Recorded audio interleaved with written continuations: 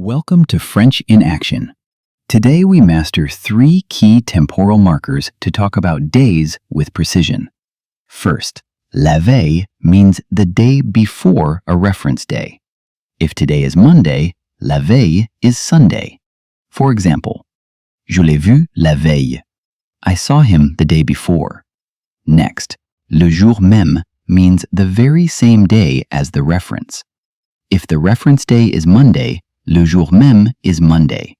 For example, on se rencontre le jour même. We meet on the same day. Finally, le lendemain means the day after the reference day. So if today is Monday, le lendemain is Tuesday. For example, on voyage le lendemain. We travel the next day. Let's see them together with Mathieu. He left on Monday. La veille, he met Marie on Sunday. Le jour même, he wrote to her on Monday. Le lendemain, he declared his love on Tuesday. These markers help you narrate events clearly without exact dates in French conversations. Master la veille, le jour même, and le lendemain to tell perfect stories in French. Practice today.